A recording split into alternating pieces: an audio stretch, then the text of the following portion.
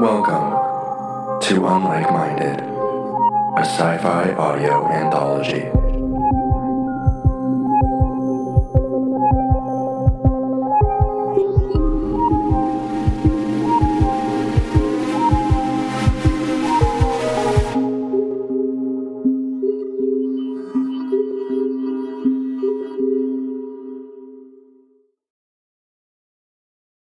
Another time travel story by Daniel Acker. Harrison exited the time machine. It worked like it had for the last 100 times. Now, if you're strictly following linear time, then this was the 24th time it worked, but that gets too complicated. Let's just bypass the sciencey junk. Harrison has a time machine, a machine that lets him travel through time. What's it look like? Let's just say it's a watch, but he wears it around his waist like a watch belt. Yeah, that works. How's it work? Harrison doesn't know. He just knows it does. Did he build it? No, Harrison is dumb, so no. Well, not like dumb, but certainly not smart enough to build a time-traveling watch belt. Then how did he come to possess such an item? Where do you want him to find it? Think of any place you'd like him to find it, and that's where he found it. Can I move on? Or do you have more annoying questions? Fine. You in the back with your hand up. How does it work? Like, what are the mechanics or rules of this time travel tale? There he is. There's always one. Okay, so he uses it to travel forward or backward in time to any place in time. He always stays in his own timeline, and this is going to upset a lot of you nerds, but there are no branching timelines. It doesn't drastically alter his or anyone else's existence. No breaks in the time-space continuum. And let me just say, I think you all like to say time-space continuum because you love a word with 2 consecutive U's in it. Vacuum. Now, where was I? Harrison exited the time machine. The year was 2038, his past, our future. For the purpose of the story, we'll talk in terms of Harrison's timeline only, so his past. Harrison's lifespan timeline is from the years 2058 to 2293. In 2293, Harrison will decide to drift off, which is what they'll call dying in the future, as it will be a choice. We crack immortality and all that. So once a person decides they've had enough of everything, they drift off, which is when they jettison themselves into space and drift frozen, lifeless forever through the cosmos. Oh, is this a time travel story about the character meeting himself and saying goodbye? No, Harrison has already done that. He's traveled to the moment when he decided to jettison and said goodbye to himself. It was extremely heartfelt, so he's made peace with his jettison date a long time ago. Harrison looked around at the bustling street. It was busy on this spring day in Nome, Alaska. Thanks to global warming and a population boom, Nome was now one of the busiest and most populated cities on the planet. On this spring day in Nome, Harrison was looking for one thing in particular. Can only Harrison time travel? Yeah. I was wondering the same thing. Wow. Interrupt much? Yes, only Harrison has the time-traveling watch belt thingy. Harrison walked down the sidewalk and peered into the AR glass of non-existent shops. It was so simple. He was mad he hadn't done it before. He had spent a lot of his time using his belt to freak people out, like popping up places and predicting things. Then he got on a hero kick and saved people, diverted a few disasters, but that got old. People were only grateful for a few seconds, and there were a lot of tragic things that happened. How do you choose which to stop and which to let happen? Who's got time for all that? I mean, yes, technically Harrison, but still. No, Harrison was in his get-rich phase, but he was a man devoid of ideas. He realized he should go back in time and find a product that was selling like crazy, then go back even further and invent, or at least invest in that product. There it was, a small device called a capsule. It was about the size of a pinky nail. You placed it on your hand and it did something. The advertising on it was vague or maybe too detailed. Either way, Harrison didn't want to have to learn or understand it. He could just see it was a $1 trillion product and its stock price was through the roof. So the only research he did was who invented it and when. A couple clicks of his belt and... So he turns a dial on his belt? That's how it works? Sure. Harrison stood in a small garage, the year 2029, the place, Kent, Washington. A woman, Patricia Passine, stood, shocked to see a man in her garage where there wasn't one a second ago. She couldn't speak, but her hand was moving for a hammer, a wrench, anything to hit him. Don't attack. My name is Harrison. I'm from the future. He hated having to say stuff like this, but it was true. I have come back to tell you that the prototype you just invented is a big seller. It's called a capsule. Why is it named that? I don't know, Harrison continued. Anyways, I've come back to invest in it. I'd like 5% of the net sales. And why should I give you that? Patricia asked as she let her guard down slightly. Like, what money are you going to give me? I don't have money. That's why I'm here to invest in a product I know will sell. I don't think I should give you 5% just because you say this thing sells. How is that not worth 5%? Wouldn't you want to know if your efforts are worthwhile? Fair point, Patricia chuckled. Okay, what the heck? Do you have like a contract or something? A contract? Yeah, I mean, this can't just be a handshake deal, Patricia side-eyed him. You haven't given this much thought. Yeah, I have, Harrison said indignantly. I thought of it this morning, which for you will be over 100 years in the future, so that's a long time. Surely there must be an easier way to get money if you're able to time travel. Like, sell the patent to your time traveling device, right? Oh, yeah. Then everyone is time traveling. I don't think so. Besides, I don't know how this thing works. You want me to take a look? Nice try, lady. You know what? Forget this deal. The whole thing is off. Wait a minute. Patricia's eyes widened. I remember you. You're that awful man who would push me. A few clicks of the belt and he was off. Year, 2010. Place, Kent, Washington. A young Patricia, or Patty as she's called in this year, was walking home from school with her friends. Then boom, Harrison appeared and pushed the young Patty. He cackled with delight. The kid screamed. Patty cried. A few clicks of the belt and he was off. Year, 2004. Place, Kent, Washington. A very young Patricia, still goes by Patricia, was playing on a playground. Then boom, Harrison appeared and pushed her down in the mulch. Gleeful laughter. Patricia's sweet kid tears poured down. A few clicks of the belt and he was off. Year 2019. Place, New York City. An older but still young Patricia, now in college and went by Taryn, her middle name. She was trying to reinvent herself. College. Anyway, she was walking on the quad when you guessed. Harrison popped up and pushed her. Quit it, Patty screamed. Never, Harrison replied, and he was off. He clicked his belt, but this time, he didn't go back to messing with Patricia. Instead, he let her live for a while, with the fear of being shoved. Plus, he quickly became bored by the whole endeavor. Also, he couldn't help but realize that adult Patricia was right. There probably was easier ways to make money, especially with his time travel watch belt. He clicked a few more clicks and then was back in his studio apartment. The year, 2102, place, Detroit, Canada. Sorry for the huge spoiler alert, but yeah, there's only one country in the future and it's Canada. It's a much, much longer story. Another Harrison sat on his couch. Hey. Oh, I guess there was a third Harrison in the bathroom as well. Wait, I thought everything was the same with the time travel, like no major changes. How is having multiple Harrisons not a big thing? You're right. Is that what you want to hear? Is that what you want? You are right. Time travel stories are tricky, and this one is no different. Now, are you capable of enjoying the ride? Good. Shut up. Just got back from shoving Patricia Piscine. Nice. Who?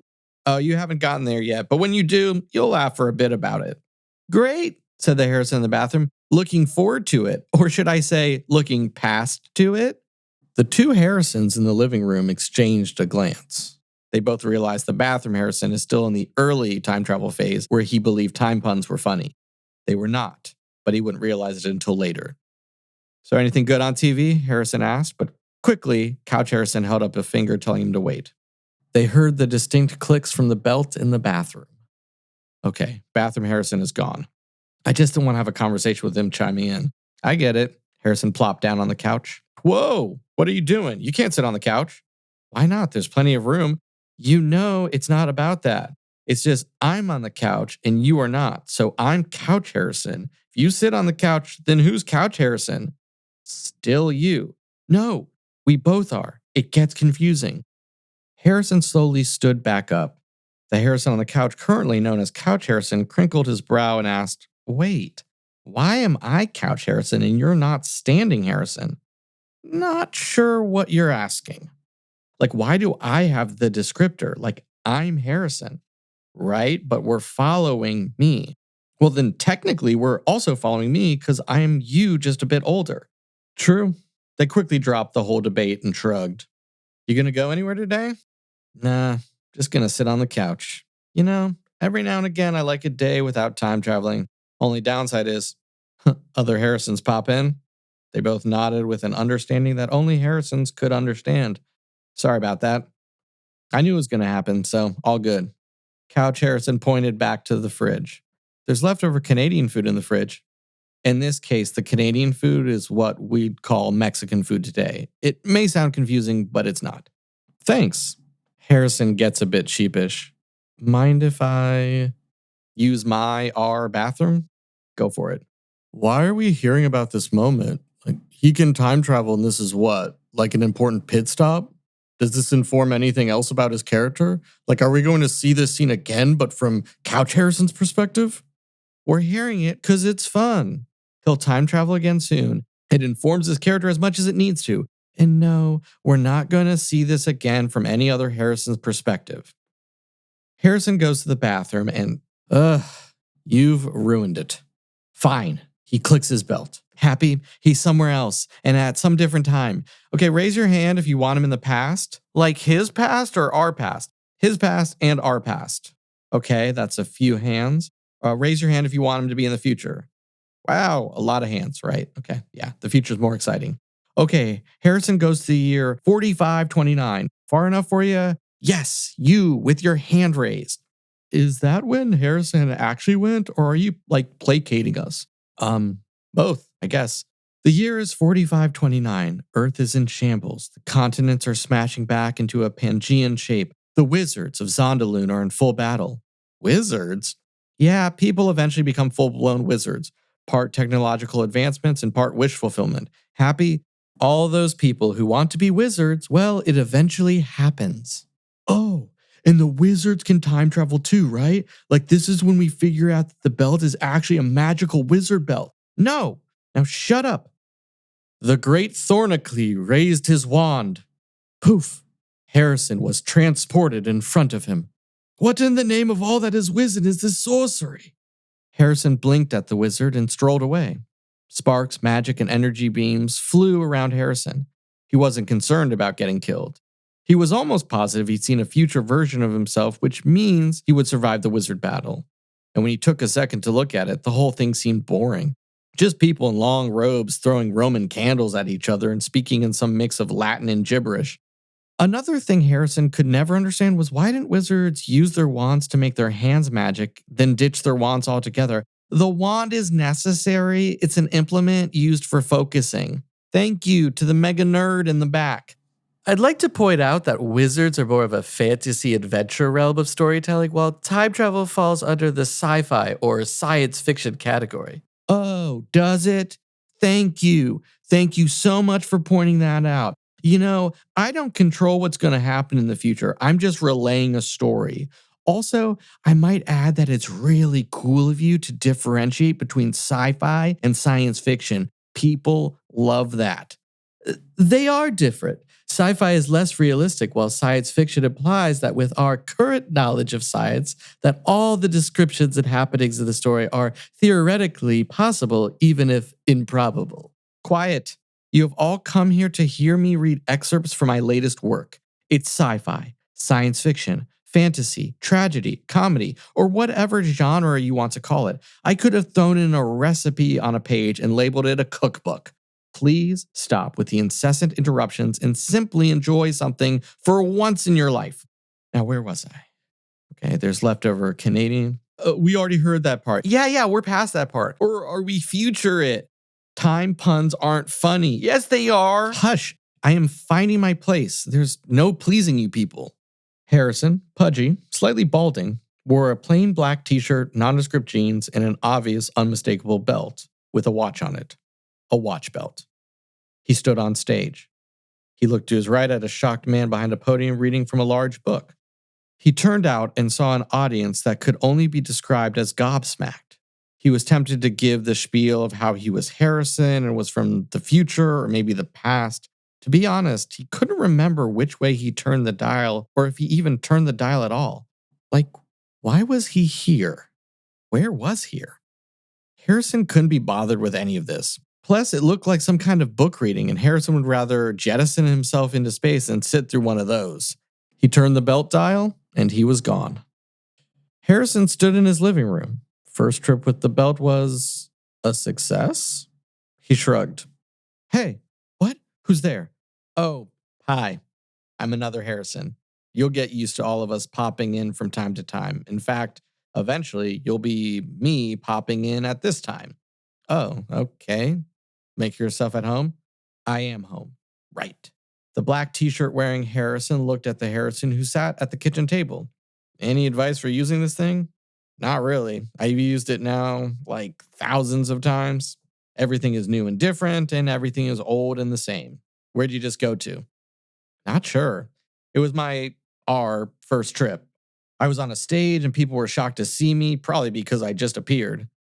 The Harrison at the kitchen table stood and moved towards black t-shirt Harrison, and with a stern expression said, "In all the times I've traveled, all the places I've been, I've never, ever been able to go back to that stage, to that reading, to that moment with all those people." Does that matter? Can't say, but it is odd. And while we encounter a lot of odd things, this one will nag at you, us, me. I also remember being you at this moment, and there was something the version I am now told me to do when I was you at this moment. What was it? Brief pause as he contemplated. Right. He cleared his throat. Never wear that shirt again. In fact, take it off and burn it. This way we can lock in that when you are me and you see that you are in that shirt, then you'll know. Black t-shirt Harrison did as he was instructed. He took his shirt off, threw it in a kitchen pot, lit a match, and set it on fire. Now he was shirtless Harrison. He would never wear that black t-shirt again. The other Harrison put his hand on shirtless Harrison's shoulder and gave him a smile. Now I'm starving. There's some leftover Canadian food in the fridge. In this instance, it was Mediterranean food. Shirtless Harrison took it out while the other Harrison grabbed some plates and silverware. They sat at the table and began to share a meal. Where'd you just come from? Shirtless Harrison asked. I said goodbye to me. You. Us.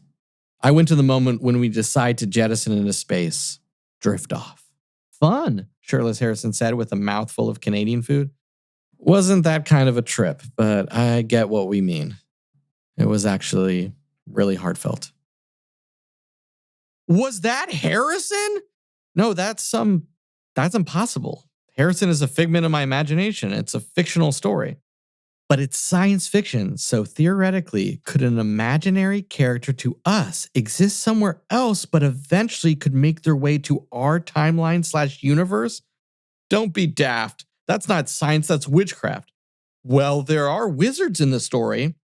The author looked out at a crowd of his fans, his annoying fans, and could see them all begin to bicker and argue about what they possibly witnessed. He stood there unsure of his own eyes. Had his story been so powerful that it willed Harrison to him? Was Harrison always real and always meant to appear on that stage at that moment? Over the din of the crowd, the author's mind stilled.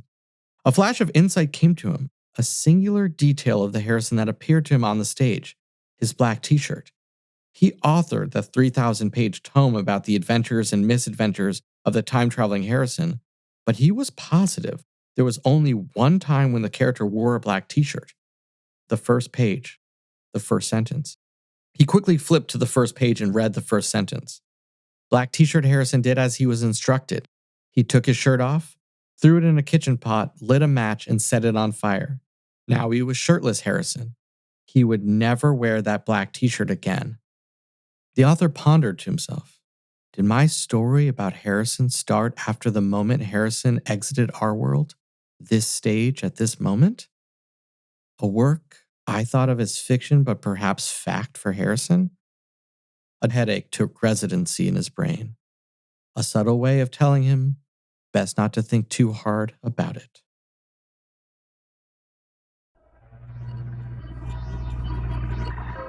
This has been Unlike Minded, a sci-fi audio anthology.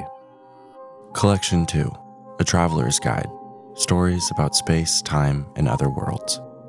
Another time travel story was written and narrated by Daniel Acker.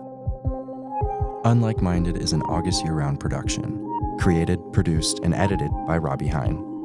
We'd like to give a special thank you to everyone who has supported this independent podcast production. You can keep up to date and find more info about this podcast and others on Instagram at the handle AugustYearRoundProd or email us at augustyearround@gmail.com. And be sure to subscribe, leave a rating and review, and tune in next week for another episode of Unlike Minded. Thank you for listening.